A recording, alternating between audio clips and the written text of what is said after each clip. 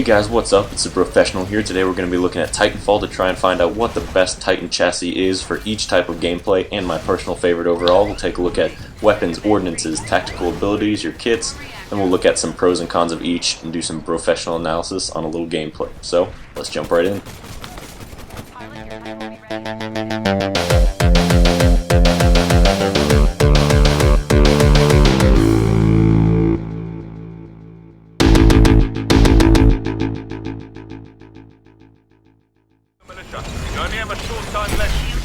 So you're probably wondering, with all these ordinances, with all these weapons, with all these chassis combos, how is it that you can choose one of these loadouts and say that it's best or better in most circumstances than all the others? And I can do that because I think Titanfall caters to one specific skill set better than it does to the other ones. And I'll go into that in more detail at the end of the video, but right now I want to reveal my favorite Titan loadouts in reverse order. So coming in third place, I'm sorry, is the Strider class. You know, it may be applicable in a lot of situations, or in some situations where you can dash a bunch of times right in a row and get out of some danger, but I think that dashing is not the most important skill that you need to have as a Titan pilot in a Titan.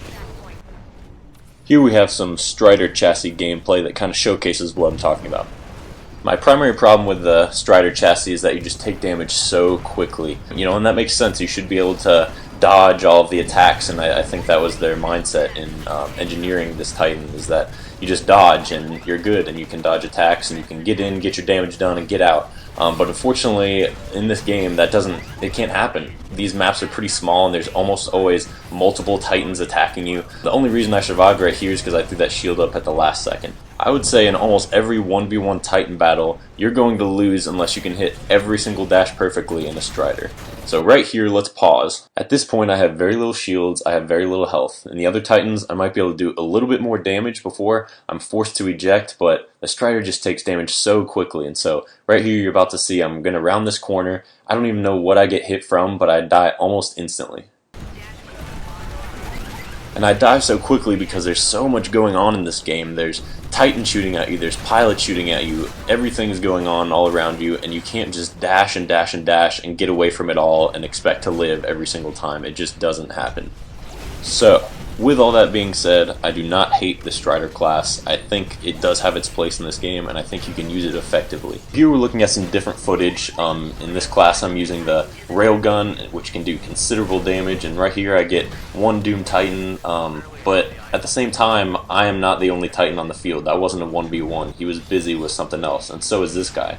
Right here, a pilot jumps on my Titan and starts damaging me, but look how quickly my Titan's health goes down here. I shoot the wall with my cluster rocket to get the pilot off my back, but one mag from his primary pilot weapon takes my entire Titan down.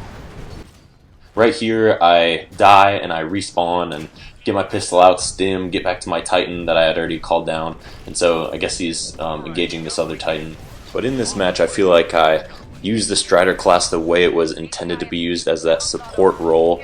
If you are up in other Titans' faces and taking 1v1s, you're not going to survive long. You have to dash around the edges of the map, put that extra damage on your enemies, and support your other Titans in the role that they're going for, which is probably that 1v1 up close and personal.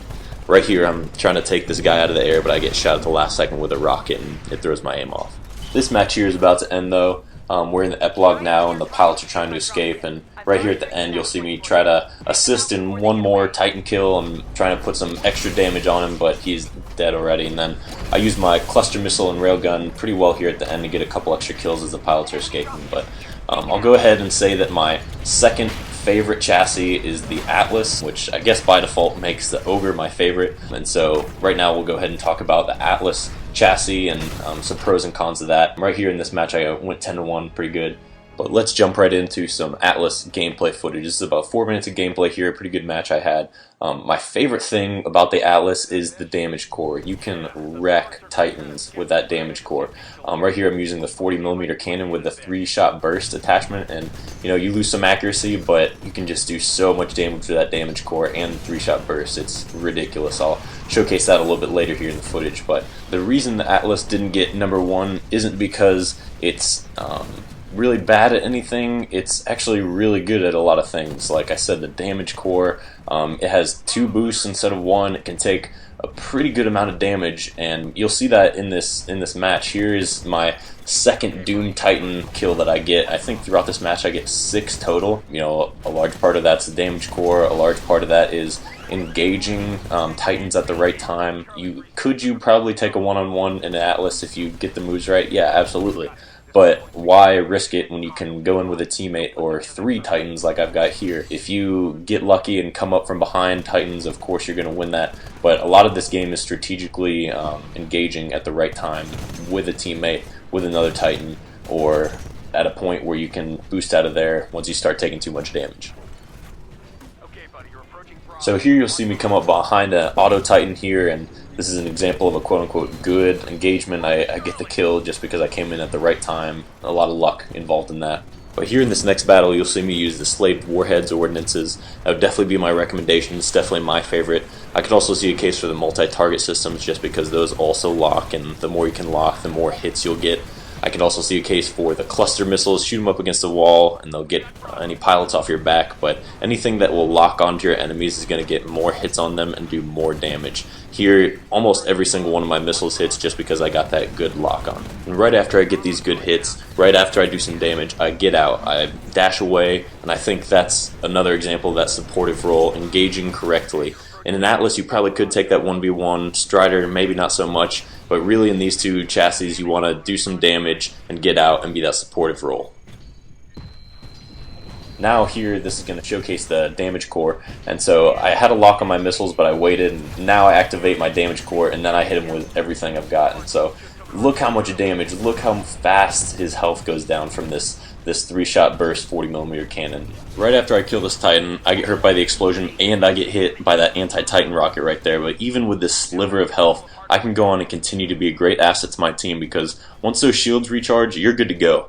Now, you won't always get these favorable engagements with numbers and the element of surprise on your side, and usually the more aggressive player wins these 1v1s, so definitely make sure you use the Alice's damage core to your advantage. In fact, let's go back and see just how much the damage core helped in that last battle. So right here is when we get our first hit with the warheads, and then we come in with a 3-shot burst 40mm cannon, and just look how much damage it takes in just one volley. From here to here in one shot. That's about half his health gone in 2 seconds. So with the Atlas having the damage core ability, how can it fall behind the Ogre? Well, the Ogre excels at something that the other 2 chassis just can't keep up with, and that's survivability.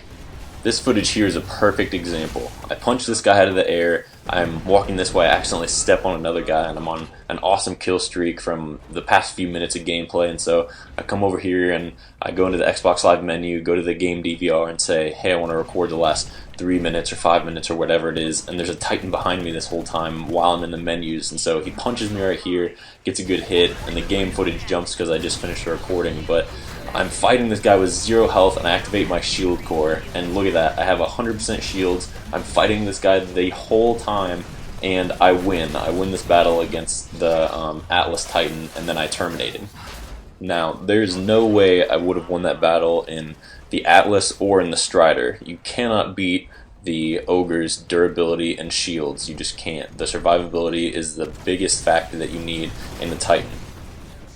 Now you're probably thinking, bro, if you're in a slower Titan, if you have less dashes available, you're going to take more direct damage, and even if you're more durable, you're going to die more quickly. Well, that is not the case at all. Check this clip out. I'm taking a one-on-one with this guy. He just now jumps into his Titan, and I literally take no damage to my armor. I take some damage to my shield, and the shield wall helps a lot, but look at this. I dash out of the way. That one dash is fine because I dodge the big hits and then take the smaller hits, and my more durable shields can take those smaller hits fine. So I finish him off here, I don't take any damage to my armor, my shields recharge fine, and I terminate him. Epic. And I actually had another dash available. It recharges every 4 seconds or so in the Ogre, and so that's plenty of mobility, but you have more durability than every other Titan out there. So now let's talk about how I like to run my Ogre and the custom loadout that I like best. First up is a primary weapon, and I gotta go with the triple threat. It just does so much damage up close. If you can land all 3 of those grenades on your opponent, it will absolutely wreck them. For longer ranges, I would definitely recommend the 40mm cannon with a 3-shot burst. It can do considerable amount of damage, just like we saw in the Atlas review. For the tactical ability, you see me use the particle wall quite a bit. I choose that one primarily because you can block damage with it and you can continue firing the entire time. With the electric smoke, you can still fire, but it doesn't block any damage. And with the vortex shield, you can block damage, but you can't keep shooting. So I really like the ability to block damage and keep the fire going. A lot of people will probably argue that electric smoke is a better tactical ability over the particle wall just because you can use it quickly and get any pilots off your Titan and get that free kill, but I would argue that you could use your ordnance, the cluster rockets, shoot them up against the wall and it does the exact same thing, and you get to keep the particle wall tactical ability. Or if you like your slaved warheads, keep those and you can just jump out of your Titan and shoot the pilot off yourself. Now, kits there at the bottom don't affect your Titan's loadout too much, but what I would recommend is auto-eject because, like I've said over and over again, this game's all about survivability, so if you can auto-eject and get that cloak automatically, even if you don't have it on your pilot's loadout, that's awesome. It'll just keep you alive that much longer. You can get more kills, you can get your Titan faster. It's much better than running around in your Doom Titan for a few more seconds and trying to get a little bit more damage, maybe that one extra kill, but at the risk of you being able to be terminated in your Titan or getting killed much more easily. So stay alive longer, get that Titan faster, use auto-eject. This is the way to go. Alright guys, so as we've seen today, the Ogre is a beast of a Titan. It can do plenty of damage, it's plenty mobile to dodge those big attacks from your opponents, but most importantly, it'll just take so much punishment. You can use that shield core ability and just keep going and going, and Respawn has really designed this game around when you get into your Titan, it's not a death sentence. They don't want you to get in it knowing that you're going to die, and so use that auto-eject feature and keep going even after your Titan's dead, but really I feel like you get the most kills when you're in a Titan, and so why not stay in the Titan that's most durable, and that to me is the Ogre. And even if you aren't as good Titan versus pilot as you are pilot versus pilot, it's basically like free kills because you can't die. As a pilot, you're running around, you could be assassinated at any second, you could get killed by an incoming rocket or a grenade at any second, but in Titans you can just take so much damage and keep getting kills. So stay in that Titan, keep getting those kills. Well, that's going to wrap it up for this video, guys. Thanks so much for watching. I hope you enjoyed the content, and hopefully you'll consider the Ogre as your go-to Titan. For me, it allows me to take those 1v1s, even 2v1s, 3v1s, which will inevitably come your way, and I really do think it's the best Titan chassis out there if you're going for Titan and pilot kills. Trust me, I'm a professional.